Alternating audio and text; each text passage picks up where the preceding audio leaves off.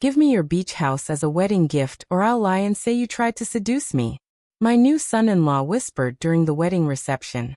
I laughed and said, "Oh darling, before you do that, why don't you introduce everyone to my special guest?" When he saw who I had brought, the wedding was called off. Where are you watching from today? Drop your location in the comments below and hit that like and subscribe button. But I'm getting ahead of myself. Let me tell you how we got to that delicious moment of comeuppance. Because honey, the best revenge is always served with a side of irony, and a generous helping of I saw this coming from miles away. My name is Ella Laner Whitmore, and at 52, I thought I'd seen every type of man trying to get his hands on my money. After my husband David died 3 years ago, leaving me with a considerable fortune from his tech company, I became quite the expert at spotting gold diggers.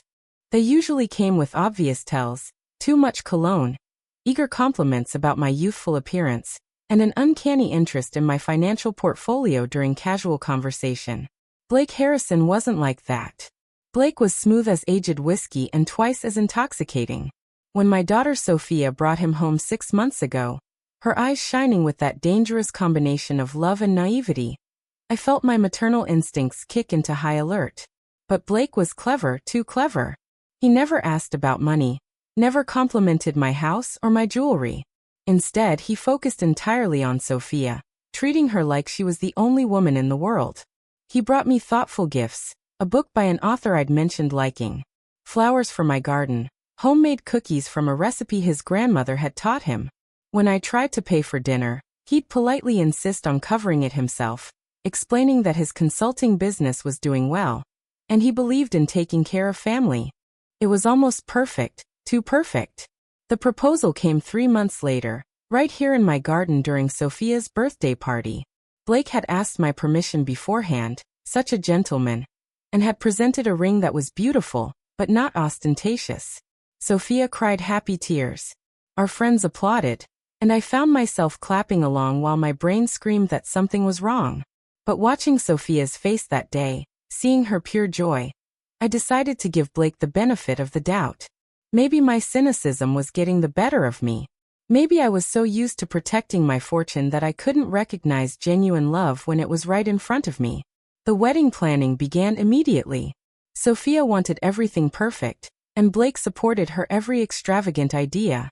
When she worried about the cost, he'd kiss her forehead and say, "Don't worry, sweetheart. We'll figure it out. Your mother understands how important this day is."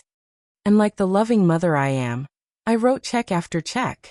Catering for 200 guests, designer dress, luxury venue, string quartet, open bar, professional photographer. The bills added up to nearly $70,000. But watching Sophia's excitement made it worth every penny. Or so I thought until tonight when Blake cornered me near the champagne fountain at my daughter's wedding reception, adjusted his perfect tie, and showed me exactly who he really was. "Eleanor," he said, his voice low and urgent. "We need to talk privately." I followed him to a quiet corner near the terrace doors, thinking he wanted to thank me for the wedding, or perhaps discuss honeymoon plans. Instead, he moved closer than appropriate and spoke in a tone that made my blood run cold. "I know about your beach house in the Hamptons, the one worth $2.8 million. I want you to sign it over to Sophia as a wedding gift." I blinked, certain I'd misheard him. "I'm sorry, what?" His smile never wavered, but his eyes turned predatory. "The beach house. Transfer the deed tonight if possible. But certainly by Monday, Blake. That house has been in my family for generations." "I can't just you can and you will," he interrupted smoothly. "Because if you don't, I'll tell everyone that you tried to seduce me. Poor grieving widow. So lonely she made inappropriate advances toward her own daughter's fiancé. Can you imagine how devastated Sophia would be?" The audacity of it took my breath away. This was his plan all along. The charm, the thoughtful gifts, the perfect proposal. It was all leading to this moment. He thought he had me cornered. Thought I was just another wealthy widow too scared of scandal to fight back. That's when I started laughing. Not the polite society laugh I'd perfected over decades of charity galas and country club dinners. This was genuine, delighted laughter that came from somewhere deep in my chest. Because Blake Harrison had made one crucial mistake. He'd underestimated Eleanor Whitmore. Blake's confident smirk faltered as my laughter continued. He'd clearly expected tears, protests, maybe even begging. What he hadn't expected was for me to find his little blackmail scheme absolutely hilarious. "Did I say something funny?" he asked, his voice tight with confusion. "Oh, sweetheart," I said, wiping tears from my eyes. "You have no idea how funny this is. But before we continue this fascinating conversation, I really think you should meet someone." I gestured toward the ballroom where guests were mingling, champagne glasses catching the light from the crystal chandeliers. "You see that woman over there? The one in the emerald dress?" Blake followed my gaze to where an elegant brunette stood chatting with some wedding guests. She was stunning in that effortless way some women possess, with sharp cheekbones and eyes that seemed to take in everything while revealing nothing. "Who is she?" Blake demanded. "Blake." But something in his voice had changed. The confidence was cracking. "That's Vera Martinez, my special guest for tonight. I thought it was important to have her here, for such a momentous occasion." The color drained from Blake's face so quickly. I was genuinely concerned he might faint right there on my imported Italian marble floor. His mouth opened and closed like a fish gasping for air. "Vera," he whispered. "What is she doing here?" "Oh, we'll get to that," I said sweetly. "But first, let me tell you a little story about how we got to this magical evening. 3 weeks ago, I'd been having trouble sleeping. Not unusual for a woman my age. But this particular bout of insomnia was different. It wasn't hormones or stress keeping me awake. It was intuition. That nagging feeling that something was wrong with this picture-perfect romance my daughter had fallen into. So I did what any concerned mother would do. I hired a private investigator. Marcus Chun had come highly recommended by my attorney, former FBI, current private investigator, and according to his credentials, an expert at uncovering the kinds of secrets people preferred to keep buried. I'd met him at a small cafe downtown, away from my usual haunts where someone might recognize me. "I want you to investigate my daughter's fiancé," I told him directly. "Blake Harrison. I need to know everything about him." Marcus had looked at me with the patient expression of a man who'd heard this request many times before. "Mrs. Whitmore, are you sure? Sometimes the information we uncover isn't what people want to hear." "Mr. Chun," I'd replied, "I'm a widow worth $37 million whose only child is about to marry a man who appeared in her life 6 months ago with no traceable history before that. I want to know everything." And Marcus had delivered. Oh, had he delivered? Blake Harrison wasn't just a gold digger. Blake Harrison was a professional, a con artist who specialized in targeting wealthy women through their daughters, building trust through the children before moving in for the financial kill. His real name was Blake Martinez, and he'd been working with a partner for the past 5 years, running elaborate long-term cons that netted them hundreds of thousands of dollars. That partner was Vera Martinez, his wife. Yes, wife. They'd been married for 7 years, though Vera went by her maiden name professionally. Together, they'd targeted at least 4 families that Marcus could confirm, always following the same pattern. Blake would seduce the daughter. Vera would research the family's financial situation, and together they'd plan the perfect approach to separate the family from their money. The beach house demand wasn't random. Vera had done her homework and identified it as my most valuable single asset that could be transferred without triggering major banking scrutiny. But here's where their plan went beautifully wrong. After their last con went sideways, something involving a senator's daughter, and a FBI investigation that got too close for comfort, Blake had gotten greedy. Instead of lying low as Vera wanted, he'd pushed forward with targeting my family. And when Vera objected, Blake had double-crossed her, taking off with their entire savings and leaving her to face potential charges alone. Vera was not pleased with her husband's betrayal. Not pleased at all, which made my phone call to her 3 days ago one of the most enjoyable conversations I'd had in years. "Ms. Martinez," I'd said when she answered, "I believe we have something in common. We've both been betrayed by Blake Harrison." The conversation with Vera had been a masterpiece of strategic alliance building. I'd approached it like any high-stakes business negotiation, which in a way it was. "I think you have me confused with someone else," Vera had said carefully when I first called. Professional to the end, even when her world was crumbling. "Blake Martinez, also known as Blake Harrison, also known as your husband, who stole $400,000 from your joint accounts and left you holding the bag for a federal investigation into securities fraud. The silence on the other end of the line stretched for nearly 30 seconds. When Vera finally spoke, her voice was different, sharper, more honest. Who is this? Eleanor Whitmore, mother of the Mark Blake, is currently working, and I believe we can help each other. What followed was the kind of conversation you don't expect to have with a complete stranger. Vera told me everything. How she and Blake had met in college, how they'd started with small cons to pay off student loans, how it had gradually escalated into their current sophisticated operation. She also told me about their rules. Never target families with children under 18. Never steal more than the family could afford to lose. And always split everything 50-50. Blake had broken all their rules with the senator's family, targeting them despite their teenage daughter, and attempting to steal their entire retirement fund.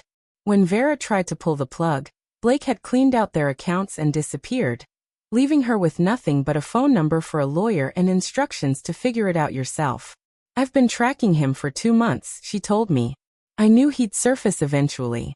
I just didn't expect him to be stupid enough to target another family so quickly. Oh, he's not just targeting another family, I'd said. He's gotten himself engaged to my daughter.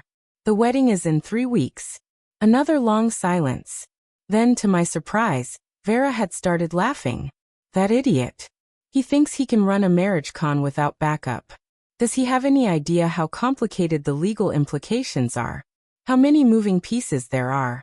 It was then that I realized Vera wasn't just Blake's partner. She was the brains of the operation.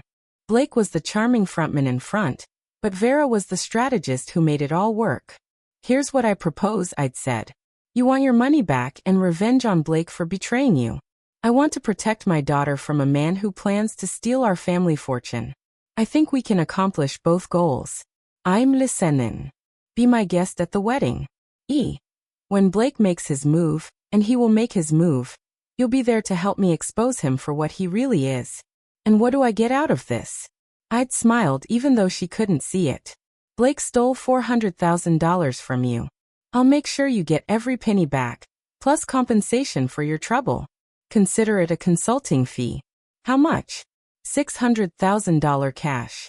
Another pause. You're serious? Mrs. Martinez, my daughter's happiness is worth far more than $600,000 to me. And having front row seats to Blake's downfall, that's priceless. That had sealed our unlikely partnership.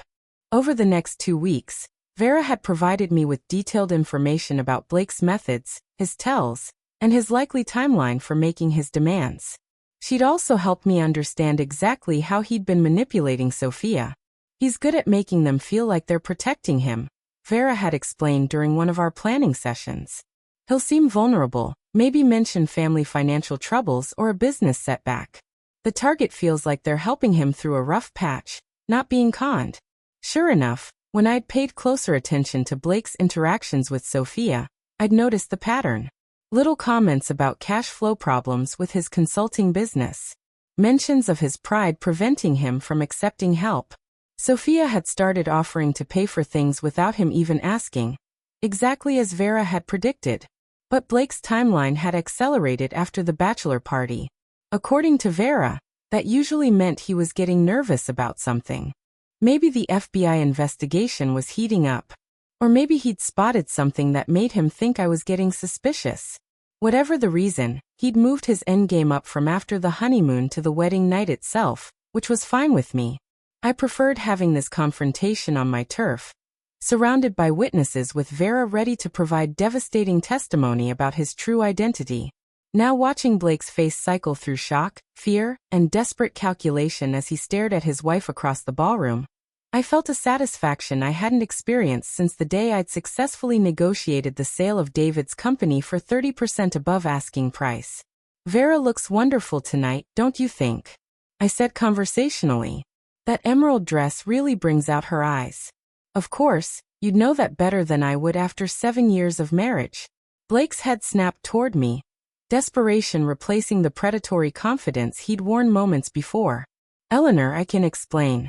Oh, I'm sure you can, I interrupted smoothly. Blake Martinez is quite the storyteller, isn't he? But why don't we let Vera do the talking tonight? I have a feeling her version of events will be much more honest than anything you might come up with. That's when he realized the trap he'd walked into.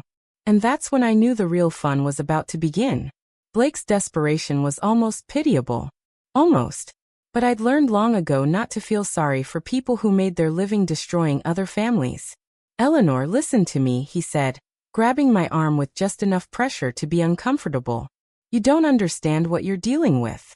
Vera is dangerous. She's unstable. I looked down at his hand on my arm with the kind of cold stare that had made grown executives squirm in boardroom meetings. Remove your hand now. He dropped his grip immediately, but his voice took on an urgent pleading quality. She's been stalking me, harassing me.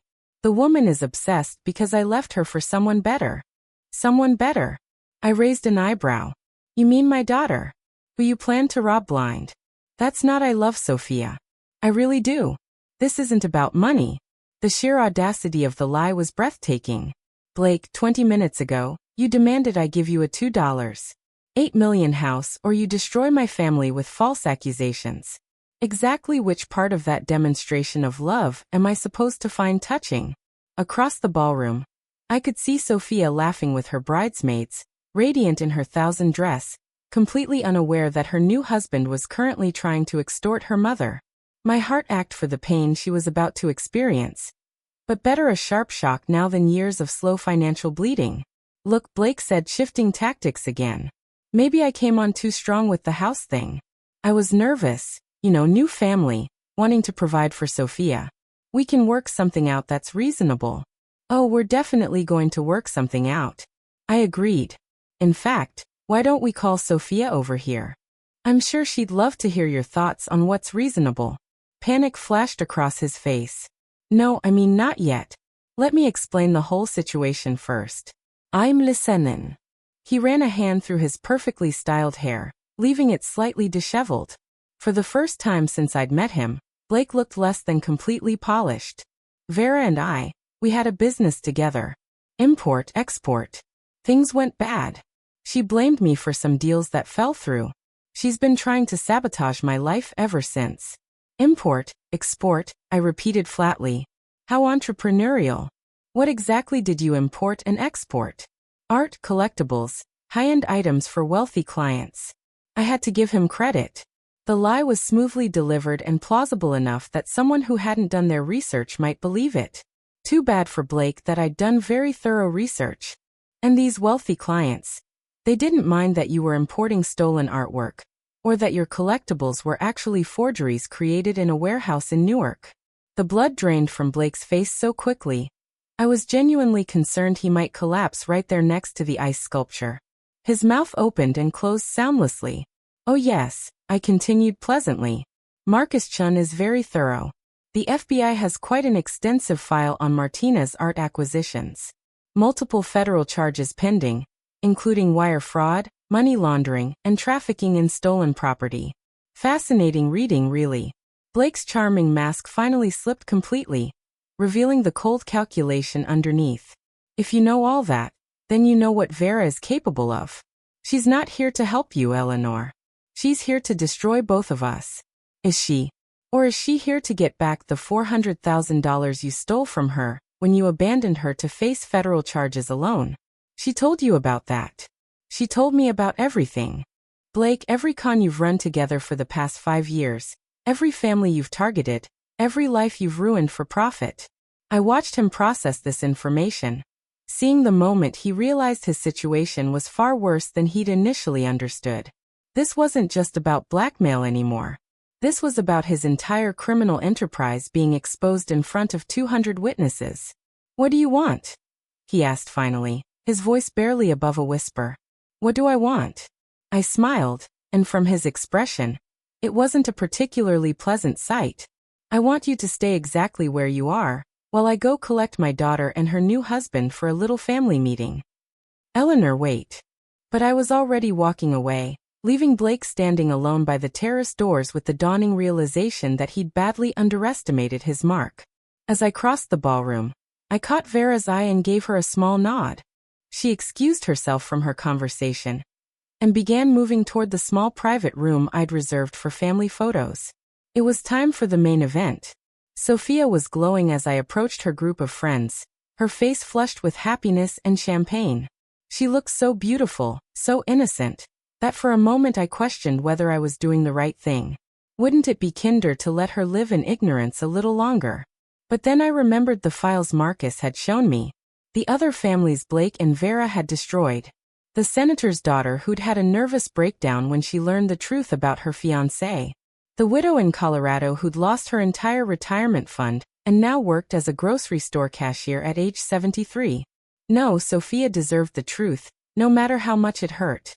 "Sweetheart," I said, touching her shoulder gently. "Could I borrow you for just a moment? There's something I need to discuss with you and Blake." Sophia's face lit up with curiosity as she followed me toward the small private room adjacent to the main ballroom. "Mom, what's this about? Is everything okay? You look a little pale." "Everything is going to be fine, sweetheart," I assured her, though my heart was breaking for what I was about to put her through. "I just need to clarify a few things about your new husband." Blake had reluctantly joined us. His earlier panic now masked by a forced calmness that probably fooled Sophia, but didn't even come close to deceiving me. He'd had a few minutes to compose himself, and was apparently planning to brazen this out. "Mom's been acting a bit strange tonight," he said to Sophia, slipping his arm around her waist in what looked like a protective gesture. "I think the excitement of the wedding might be getting to her." Sophia looked between us with concern. "Mom, what's wrong?" Before I could answer, the door opened and Vera stepped inside. She changed her expression from party guest pleasant to something much more serious. And the transformation was remarkable. This was Vera in her professional mode. "Sorry I'm late," she said smoothly. "I was introducing myself to some of the other guests." "Beautiful wedding, Sophia. You look absolutely stunning." Sophia smiled uncertainly. "Thank you. I don't think we've been introduced." "No, we haven't. I'm Vera Martinez. I believe you know my husband." The words hung in the air like smoke from a gunshot. Sophia's smile faltered as she looked from Vera to Blake, confusion clouding her features. "I don't understand," she said slowly. "Blake, what is she talking about?" Blake had gone completely still beside her, but to his credit, he didn't try to run. "Sophia, this woman is disturbed. She's been stalking me, making these crazy claims." "Crazy claims?" Ver's laugh was sharp as a blade. "Blake, honey, do you really want to do this in front of your new wife?" "Because I have documentation." She reached into her purse and withdrew a thick manila folder, marriage certificate, joint tax returns, bank statements showing shared accounts. "Should I go on?" Sophia stepped away from Blake as if he'd suddenly caught fire. "You're married." "Not just married," I added gently. "They've been running marriage cons together for 5 years. Blake seduces wealthy women's daughters while Vera researches the family's finances. Tonight was supposed to be the night Blake demanded I sign over my beach house as a wedding gift." "That's insane," Blake protested, but his voice lacked conviction. "Eleanor, you can't seriously believe." "Oh, but I can," I interrupted, pulling out my own folder. "Because Marcus Chun provided me with quite a comprehensive report. Would you like me to read the highlights? Or would you prefer to tell Sophia yourself about the senator's daughter? Or perhaps the widow in Colorado whose retirement fund you cleaned out?" Sophia had gone very pale, her hand pressed against her mouth as if she might be sick. "This can't be real." "Blake, tell them this isn't real." Blake looked at her with what might have been genuine regret. For a moment, I almost believed he actually cared about her. "Sophia, I can explain everything. It's not what it sounds like." "It's exactly what it sounds like," Vera said flatly. "Blake, you pathetic fool. Did you really think you could run a solo con? Did you think I wouldn't find you? You left me hanging," Blake snapped, his composure finally cracking. "The FBI was breathing down our necks, and you wanted to cut and run. I wanted to follow our exit strategy, the one we'd planned for exactly this situation.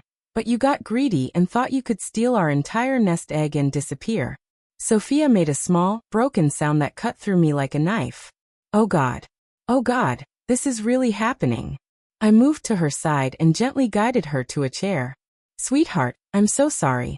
I know this is devastating, but better you know now than after he spent years stealing from our family." Stealing? Sophia looked at Blake with dawning horror. Were you really going to steal from us?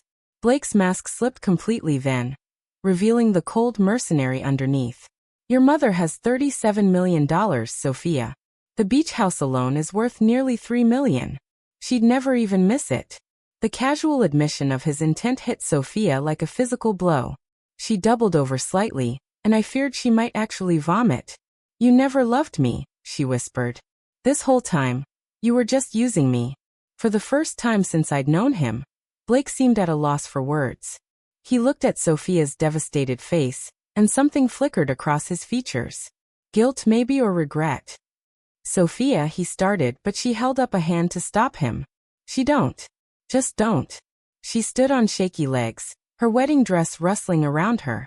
I need to get out of here. Sweetheart, I began. Not you too, Mom. I can't deal with everyone right now. I just need air. She pushed past Blake and out of the room, leaving the three of us in uncomfortable silence. Through the doorway, I could see her hurrying toward the terrace doors, her bridesmaids rushing to follow her. Well, Vera said after a moment. That went better than expected. Blake shot her a look of pure hatred. You destroyed her life for revenge. I destroyed her life. Vera's voice rose dangerously. You're the one who proposed to that girl with no intention of being faithful to her. You're the one who planned to rob her family blind, and you're the one who taught me how to do it. The admission hung between them like a toxic cloud. I stood there watching these two criminals blame each other for the pain they'd caused my daughter, and felt a cold rage building in my chest. Enough, I said quietly. Both of them turned to look at me, perhaps hearing something in my voice that warned them they'd pushed too far. You're both responsible for this, and now you're both going to help me fix it. The silence in the room was deafening after my pronouncement. Blake and Vera stared at me with expressions ranging from confusion to outright alarm. Fix it, Blake repeated slowly. Eleanor, I don't think you understand. What I understand, I said, my voice carrying the authority I developed over decades of running board meetings, is that my daughter just had her heart broken on what should have been the happiest day of her life. What I understand is that you two are responsible for that devastation. And what I understand most clearly is that you're both going to help me minimize the damage to her reputation and emotional well-being. Vera raised an eyebrow with something that might have been respect, and if we refuse, I smiled, and from their reactions it wasn't a pleasant expression. Then I call the FBI tonight right now and explain exactly how I've uncovered an ongoing criminal enterprise. You can't prove anything, Blake said, but his voice lacked conviction. Can't I? I opened my own folder again. Marcus Chen was quite thorough. Bank records showing unusual patterns of deposits from your previous marks. Email communications between you two discussing target families. Phone records. Security footage from hotels you've stayed in while running cons. I pulled out a photograph showing Blake and Vera entering a hotel together just 2 months before he'd started dating Sophia. This is from the Denver Marriott, taken 3 days after you'd emptied the Colorado Widow's retirement account. The same account that Vera helped you access by providing inside information about the woman's banking habits. Vera's professional mask slipped slightly. That's circumstantial perhaps, but combined with testimony from previous victims who are very interested in seeing you both prosecuted, I think it builds quite a compelling case. I could see them both calculating their options, weighing the risks of cooperation against the certainty of federal prison. What exactly are you proposing? Vera asked finally.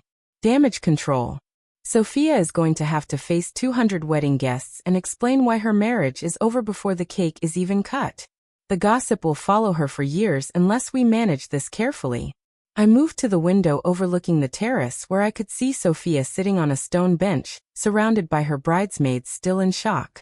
Blake, you're going to tell everyone that you've realized you're not ready for marriage. Cold feet, a moment of panic about commitment. Something that makes you look immature but not criminal. And Vera, Blake's voice was bitter.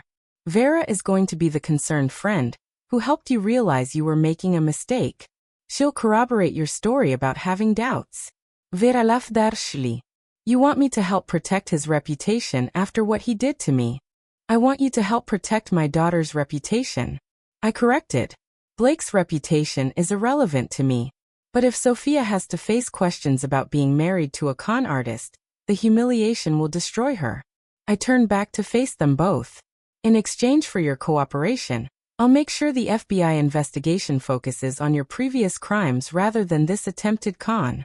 Sophia won't have to testify and her name stays out of the legal proceedings. And what about my money? Vera demanded. The $400,000 Blake stole from me. I reached into my purse and withdrew a cashier's check I'd prepared earlier that day. $400,000 as promised, plus an additional $200,000 for your cooperation tonight. Vera's eyes widened as she looked at the check.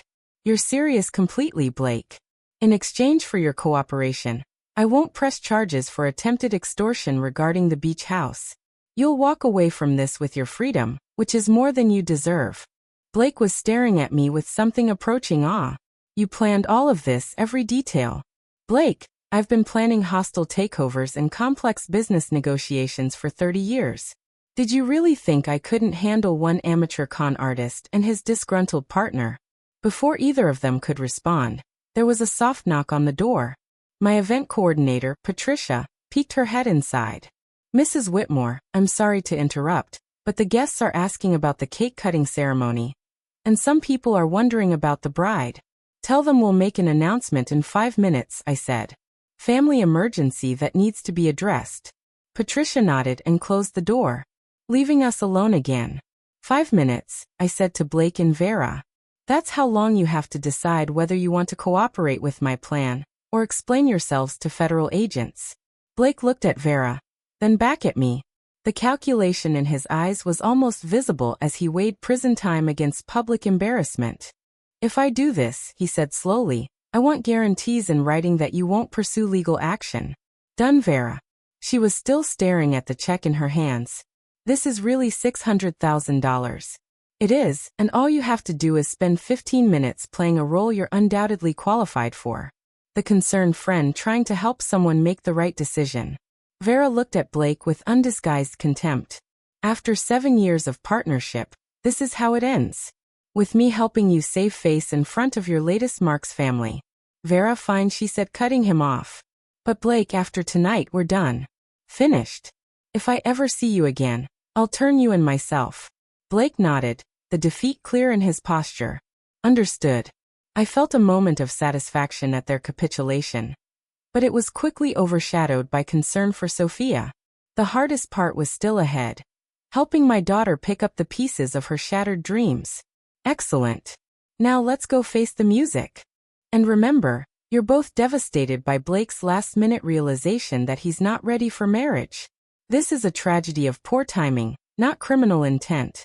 As we prepared to leave the room and face the wedding guests, I caught sight of myself in the mirror. I looked composed, in control, every inch the successful businesswoman who'd learned to navigate crisis with grace. But inside, I was already planning Blake Martinez's complete and total destruction. Because while Sophia might forgive him eventually, her mother never would. The main ballroom felt like a theater as we stepped back into it. All eyes turning toward our small group with the kind of hungry curiosity that accompanies any wedding drama. I could feel the speculation buzzing through the crowd like electricity. Sophia was back inside, standing near the head table with her maid of honor, Rebecca. Even from across the room, I could see that she'd been crying, though she'd managed to repair most of her makeup. Her spine was straight, her chin raised. She was a Whitmore after all, and we didn't crumble in public. I approached the microphone that had been set up for toasts, Blake and Vera trailing behind me like reluctant actors being dragged onto stage. Ladies and gentlemen, I began, my voice carrying clearly across the now silent ballroom. I need to share some unexpected news with you all. The silence deepened. 200 faces turned toward me with rapt attention. Blake has something he'd like to say. I stepped aside, gesturing for Blake to take the microphone. He looked pale but determined as he cleared his throat. Thank you all for being here tonight to celebrate with Sophia and me, he began, his voice steady despite the circumstances. Unfortunately, I need to be honest about something, he paused, looking out at the crowd with what appeared to be genuine remorse. I've realized that I'm not ready for marriage. I thought I was, but standing here tonight, I understand that I've made a terrible mistake. A collective gasp rose from the assembled guests. Sophia closed her eyes briefly, But her composure held. Sophia deserves so much more than someone who has doubts on their wedding day, Blake continued. She deserves complete certainty, total commitment, and I can't give her that right now. Vera stepped forward then, playing her part perfectly. I've been trying to talk to Blake about this for weeks, she said, her voice carrying just the right note of concerned friendship. As someone who's known him for a long time, I could see he was having second thoughts. I hoped he'd work through them, but she let the sentence hang, allowing the guests to fill in the blanks themselves. I take full responsibility for this situation, Blake said, looking directly at Sophia.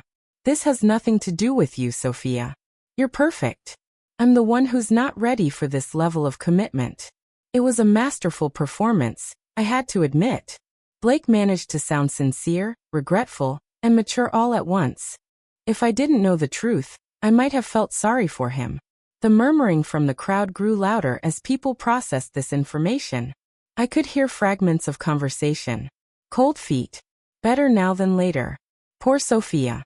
Sophia stepped up to the microphone then, and I felt my heart break a little more at the forced smile on her face. I want to thank everyone for being here tonight, she said, her voice remarkably steady. Obviously, this isn't how we planned for the evening to go, but I appreciate your love and support. She paused, looking around the room at the faces of family and friends who'd come to celebrate her marriage. The bar will remain open, and please enjoy the dinner we've prepared. Just because Blake and I won't be cutting cake together doesn't mean you shouldn't celebrate. After all, you're here, the music is beautiful, and the salmon is exceptional. A few people laughed at that, and I could see some of the tension leaving the room. Sophia had handled it perfectly with grace, and just enough humor to keep people from feeling too uncomfortable. Mom, she said, stepping away from the microphone and taking my arm. Can we talk privately? I nodded, and we made our way toward the terrace doors. Behind us, I could hear Patricia efficiently directing the catering staff to begin serving dinner despite the change in circumstances. Outside on the terrace, Sophia finally let her composure slip. She leaned against the stone railing and let out a shaky breath. Was any of it real? She asked quietly. Did he care about me at all, or was it always just about the money? It was the question I'd been dreading because I wasn't sure I knew the answer. Blake's performance tonight suggested he was capable of genuine emotion, even while perpetrating a criminal con. I think he convinced himself he cared about you, I said carefully. But sweetheart, his actions speak louder than his feelings. He was planning to steal from our family. That's not love. Sophia nodded, tears finally starting to fall. I feel so stupid. How did I not see it? Because he's a professional, honey. He's been doing this for years. You couldn't have known. She was quiet for a long moment, looking out at the gardens where fairy lights twinkled like stars. The beach house, she said suddenly. You said he demanded you give him the beach house. Yes. That house has been in our family for 4 generations. I know. Her expression hardened then. And for the first time that evening, I saw real anger replace the hurt and confusion. He was going to steal great-grandmother's house. That was the plan. Sophia straightened, and I recognized the look in her eyes. It was the same expression I got when someone tried to take advantage of me in business. What happens to him now? She asked. Blake, does he just walk away from this? I considered how much to tell her about my arrangements with Vera and Blake. He'll face consequences for his previous crimes. The FBI is building a case, but not for what he tried to do to us. No. I thought it was more important to protect your privacy than to pursue charges that would put you in the middle of a media circus. Sophia was quiet again, processing this information. When she looked at me again, her expression was thoughtful. Mom, can I ask you something? Anything. How long have you known? The question caught me off guard. Known what? That something was wrong with Blake. When did you first suspect? I thought about it honestly. The night he proposed, something about the timing felt calculated, but I convinced myself I was being paranoid. And when did you know for sure? 3 weeks ago. That's when I hired the private investigator. Sophia smiled then, and it was the first genuine smile I'd seen from her all evening. 3 weeks ago. So you've been planning this confrontation for 3 weeks? Yes. And you arranged for his wife to be here tonight? Yes. Her smile widened. You're terrifying, Mom. Do you know that? I laughed, feeling some of the tension finally leaving my shoulders. I prefer thorough. No.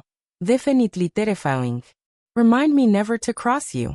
We stood together in comfortable silence for a moment, watching the wedding guests through the ballroom windows as they adapted to the unexpected turn of events. What happens now? Sophia asked. I mean, practically speaking, do I go back in there and pretend everything is fine? You go back in there and show everyone that Eleanor Whitmore's daughter doesn't fall apart over a man who wasn't worthy of her in the first place. Sophia laughed, and this time it sounded almost normal. Is that what we're calling this? An unworthiness problem?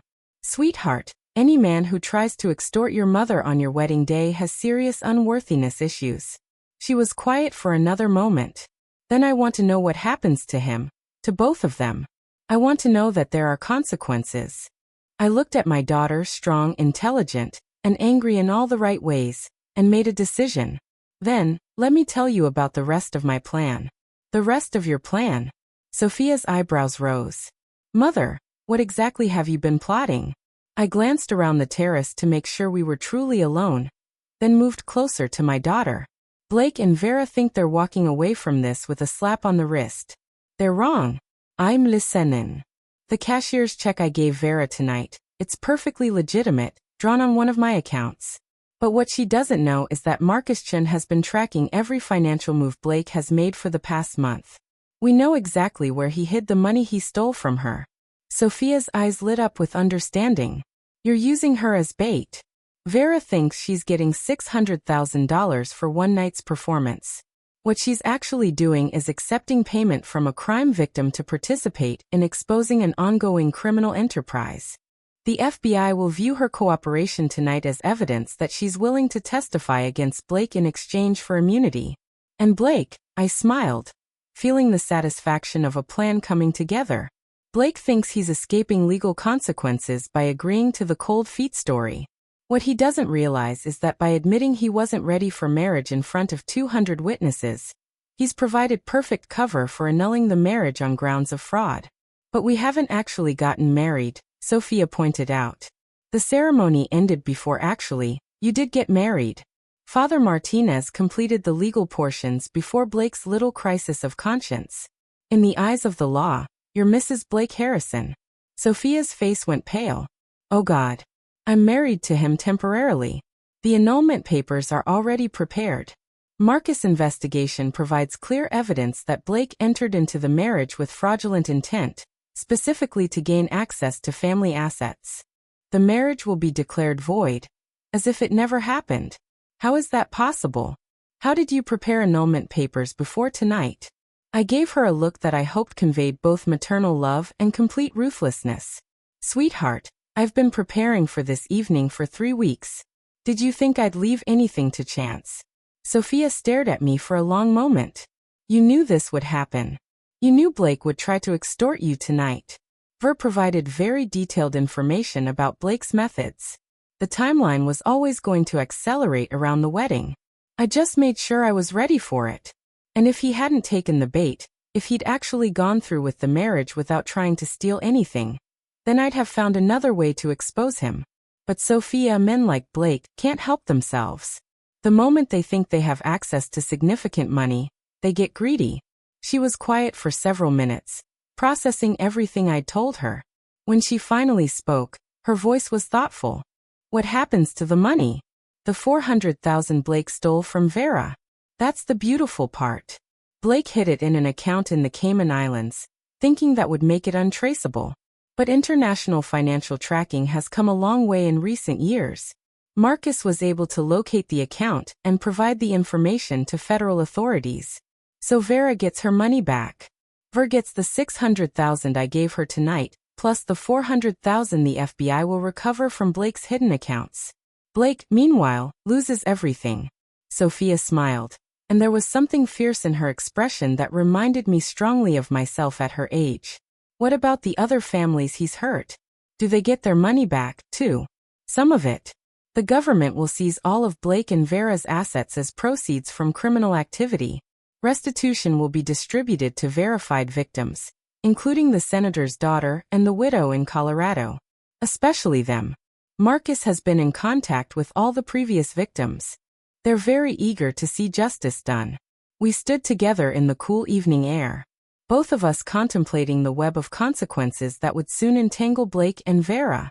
Despite everything that had happened, I felt a sense of satisfaction at the thoroughness of the justice that was coming. "Mom," Sophia said suddenly, "there's something I need to ask you. Of course, when you hired Marcus to investigate Blake, did you hope he'd find something, or were you hoping to prove that Blake was legitimate?" It was a fair question, and one I'd asked myself many times over the past few weeks. Honestly, I was hoping Marcus would find nothing. I wanted to be wrong about Blake for your sake. But I wasn't willing to risk our family's financial security on hope. And if Marcus had found nothing, if Blake had been exactly who he claimed to be, then I'd have apologized to him, welcomed him into the family, and probably felt guilty about my suspicions for years. Sophia nodded slowly. "But you'd have done the investigation anyway, without hesitation. Sweetheart, after your father died, I promised myself I'd never again be caught unprepared for threats to our family. Blake might have been charming and attentive, but he was also a stranger with no verifiable history, who'd appeared in our lives right after your father's obituary made our wealth public knowledge. The obituary mentioned Dad's company sale. It mentioned that he'd been CEO of Whitmore Technologies. Anyone who bothered to research could have figured out the rest." Sophia was quiet again, and I could see her working through the timeline in her head. "Blake contacted me 6 weeks after Dad's obituary ran in the Times." "Exactly. And he approached you at that charity gala where the guest list was published online, including brief biographies that mention family connections. He researched me before he ever spoke to me. Extensively, Vera provided details about how they selected targets. They looked for recently bereaved families, particularly widows with adult children. Emotional vulnerability combined with significant assets. The full scope of Blake's manipulation was clearly sinking in for Sophia. Her face cycled through hurt, anger, and finally a kind of grim determination. "I want to watch," she said suddenly. "Watch what?" "When the FBI arrests him. I want to be there when he realizes that his perfect plan fell apart." I studied my daughter's face, seeing echoes of my own ruthless streak in her expression. "Are you sure? It won't be pleasant." Neither was having my heart broken by a professional liar on my wedding day. "Yes, I'm sure." I nodded, feeling a surge of pride at her strength. "Then you'll be there. Marcus arranged for us to observe when they execute the arrest warrants." "When?" "Tomorrow morning. Blake and Vera think they have time to disappear, but Marcus has been tracking their movements. They won't get far." As if summoned by our conversation, my phone buzzed with a text from Marcus. "Subjects are leaving the venue together. Teams are in position." I showed the message to Sophia, who read it with satisfaction. "They're leaving together even after everything that happened tonight. Honor among thieves," I said dryly. "Or more likely they're planning one last con before they part ways permanently. Either way, they won't get the chance." We stood together watching the fairy lights twinkle in the garden, both of us contemplating the justice that would be served in the morning. Despite the devastation of the evening, I felt closer to my daughter than I had in years. "Mom," Sophia said quietly. "Yes, sweetheart. Thank you for protecting me, for being prepared, for making sure they don't get away with this." I put my arm around her shoulders, feeling the strength in her that would carry her through the difficult days ahead. "That's what mothers do, honey. We protect our children from predators, even when those predators are charming enough to fool everyone else." Tomorrow would bring justice. Tonight, it was enough to stand with my daughter and know that the Whitmore family would emerge from this stronger than before. The next morning dawned crisp and clear, the kind of perfect autumn day that made everything feel possible. I sat in my kitchen with my coffee and the morning paper, waiting for Marcus's call. Sophia had spent the night in her childhood bedroom, claiming she needed the comfort of familiar surroundings. She appeared in the doorway at exactly 8 o'clock, dressed in a navy business suit that made her look every inch the competent professional she was. The vulnerability from last night had been replaced by steely determination. "Any word?" she asked, pouring herself coffee from the pot I'd prepared. "Marcus said they'd move at 8:30. Blake and Vera are staying at the Marriott downtown, apparently planning to leave the city this morning. They really thought they could just walk away. Criminals often overestimate their own cleverness. I observed Blake has been successful with his cons because his previous targets were either too embarrassed to report the crimes or too trusting to investigate properly. My phone rang at exactly 8:25. Marcus' voice was calm but satisfied when I answered. Mrs. Whitmore, we're in position. Are you and Sophia ready? We're ready. Meet us at the parking garage across from the Marriott Level 3 Northwest corner. You'll have a clear view of the hotel entrance from there. 20 minutes later, Sophia and I stood beside Marcus' surveillance van, watching the hotel entrance through high-powered binoculars. The morning was busy with business travelers and tourists, making it easy for the FBI team to blend into the crowd. There, Marcus said, pointing toward the hotel's revolving doors. Blake just came out. I adjusted my binoculars and saw Blake emerge onto the sidewalk, pulling a large suitcase behind him. He looked relaxed, even cheerful, apparently believing he'd successfully escaped any consequences for his actions. Where's Vera? Sophia asked. She'll come out separately, Marcus explained. They're still trying to maintain the appearance of being strangers, even though we know they spent the night in the same room. Sure enough, 5 minutes later, Vera appeared at the hotel entrance.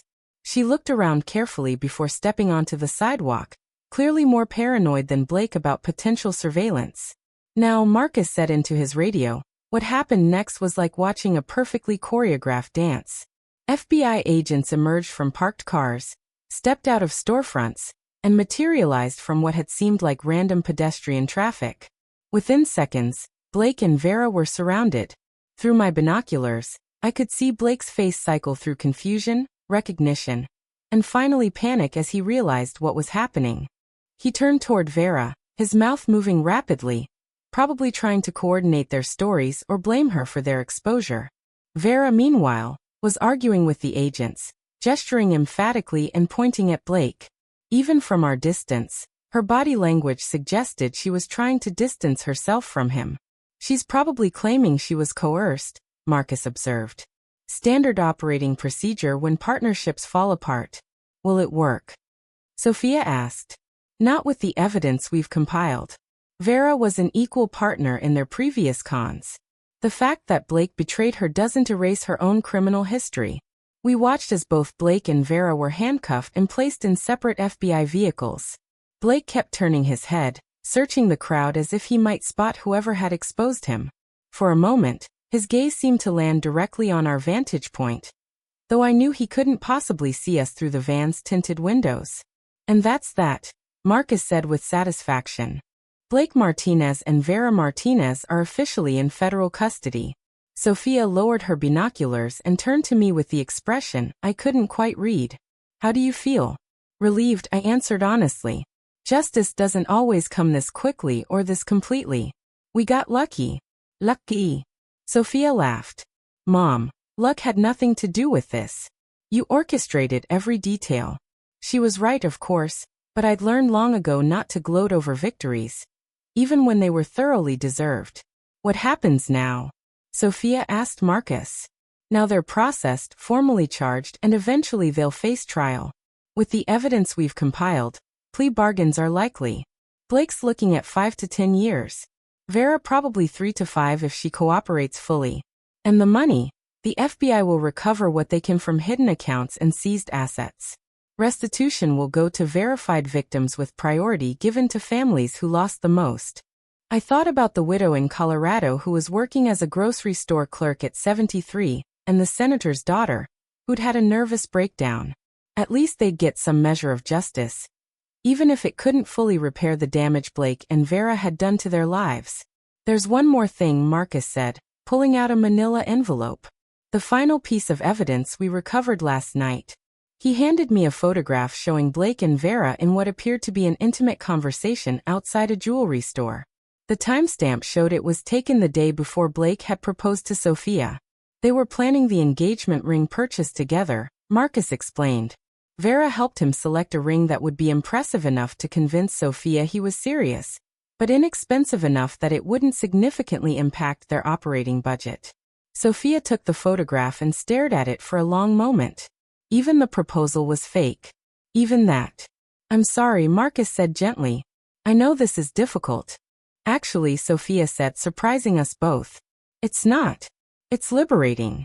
Every time I wondered if some part of his feelings were real, I can look at this and remember that it was all calculated. All of it.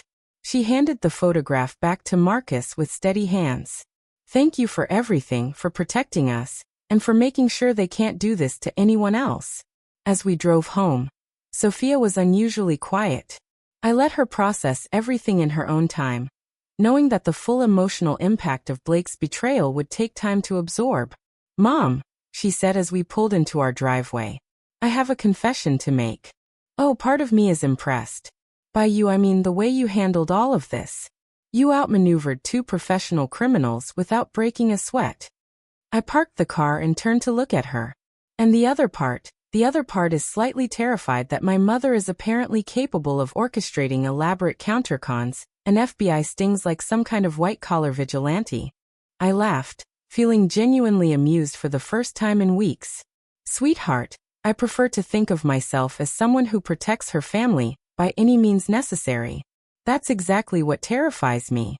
We sat in comfortable silence for a moment, both of us contemplating the strange turn our lives had taken.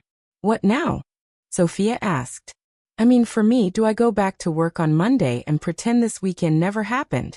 Do I tell people my marriage was annulled because my husband was a criminal? How do I even begin to move forward from this? It was a fair question, and one I'd been thinking about myself. You tell people that your marriage ended quickly because you realized you weren't compatible. I said you focus on your career, your friends, your own happiness, and you remember that having good judgment in one area of your life doesn't mean you're naive in all areas. And if people ask questions, let them ask. People who matter will respect your privacy. People who don't matter can speculate all they want. Sophia nodded slowly. And what about you? Do you go back to your normal life and pretend you didn't just take down a criminal enterprise? I considered the question seriously. The past month had awakened something in me that I hadn't felt since David's death. A sense of purpose of using my skills and resources to accomplish something meaningful. I think I said carefully that I might look into doing this kind of work more often. There are a lot of families out there being victimized by people like Blake and Vera. Maybe it's time I put my investigative skills to better use. Sophia stared at me with something between admiration and concern. You're serious? Completely. Marcus mentioned that victim advocacy groups are always looking for people with resources and determination to help expose financial predators.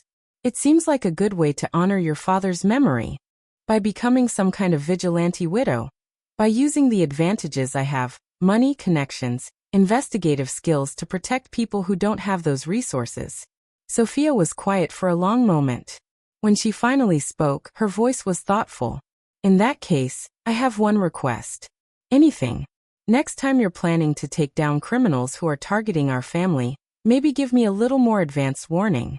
I'd like to be prepared for the emotional devastation part. I reached over and squeezed her hand. Deal. Though I'm hoping there won't be a next time. With our luck, there's definitely going to be a next time. As we walked toward the house together, I realized Sophia was probably right.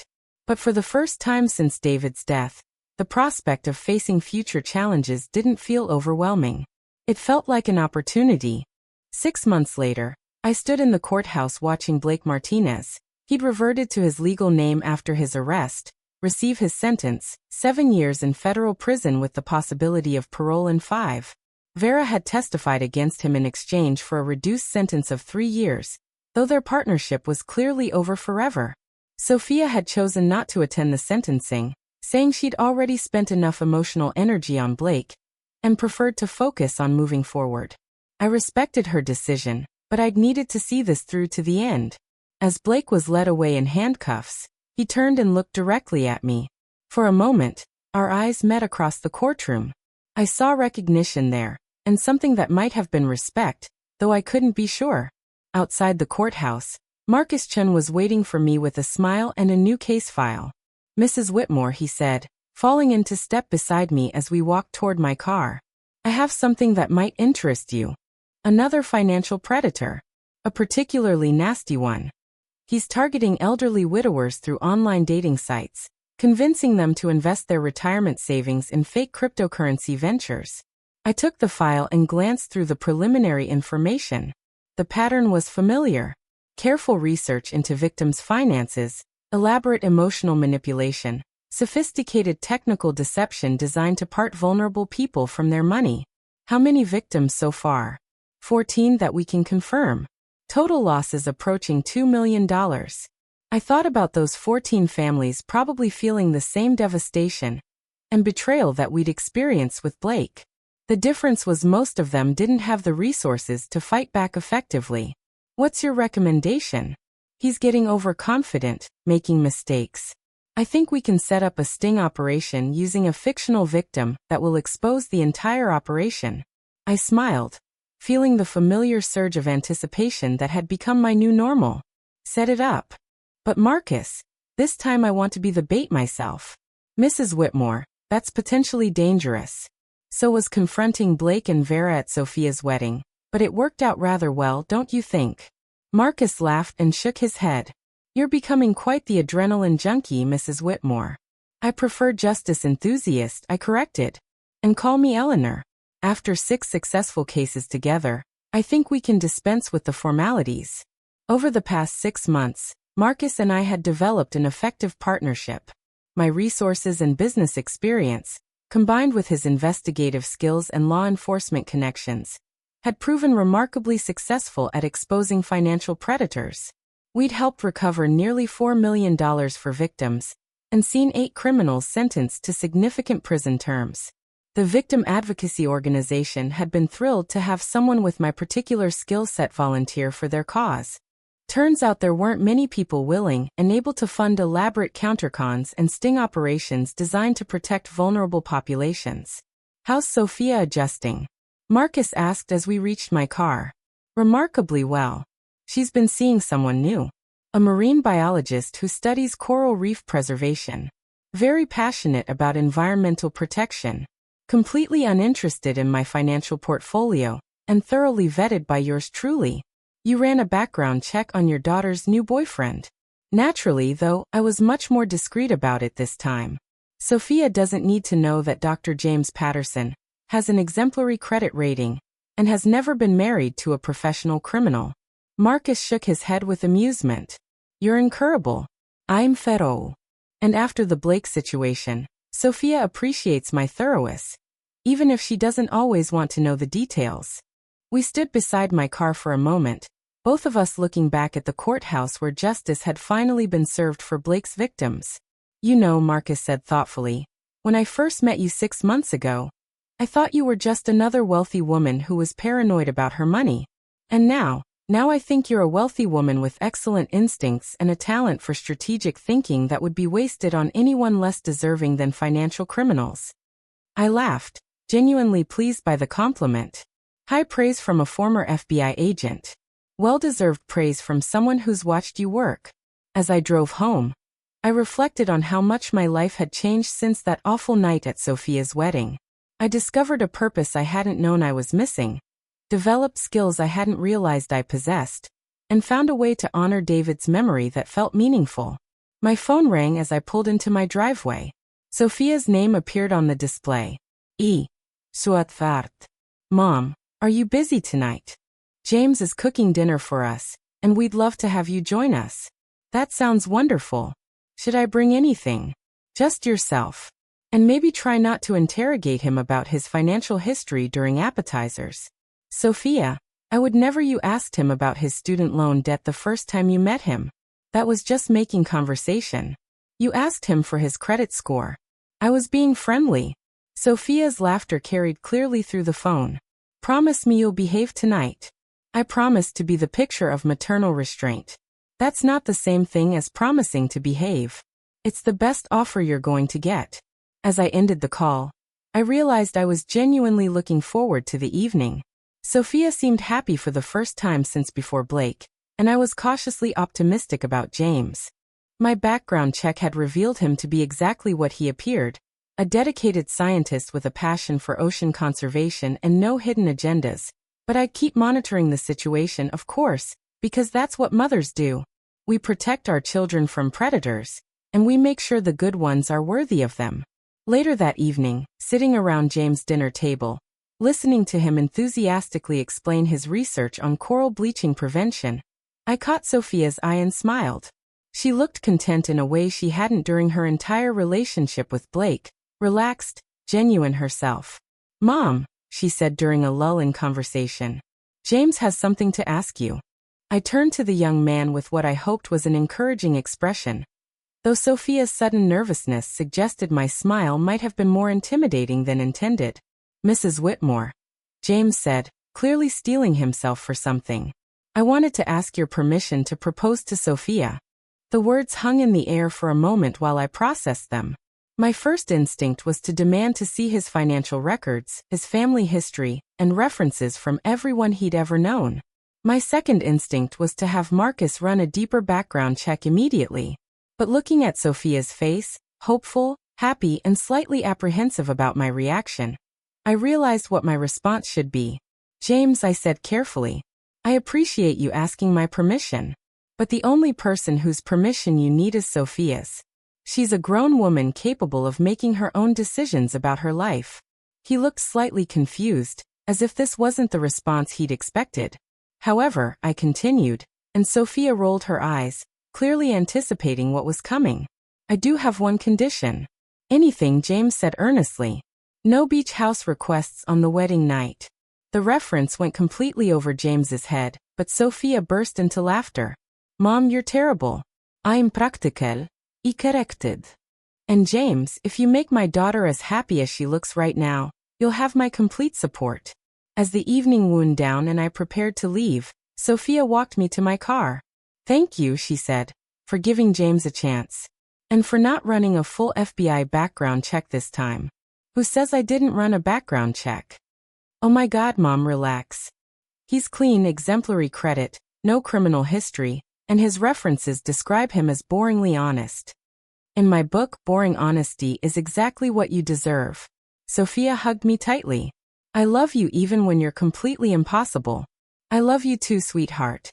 And I promise this time when you get married, I won't bring any surprise guests to the wedding. Just promise me you won't bring any federal agents either." Now that I said with a grin, I can't promise. A mother has to be prepared for anything. As I drove home through the quiet streets, I felt a deep satisfaction with how our story had ended. Blake and Vera were in prison. Their victims had received restitution, and Sophia had found real love with someone worthy of her. But more than that, I'd discovered that Eleanor Whitmore was capable of far more than I'd ever imagined. Protecting my family had awakened strengths I hadn't known I possessed, and given me a purpose I hadn't expected to find. Some stories end with happily ever after. Others end with the promise of new adventures. This one ended with both. And honestly, I couldn't wait to see what came next. Where are you watching from today? Drop your location in the comments below and hit that like and subscribe button. Because if there's one thing I've learned from all this, it's that justice served cold is the most satisfying kind of all. Thanks for listening. Don't forget to subscribe and feel free to share your story in the comments. Your voice matters. Music.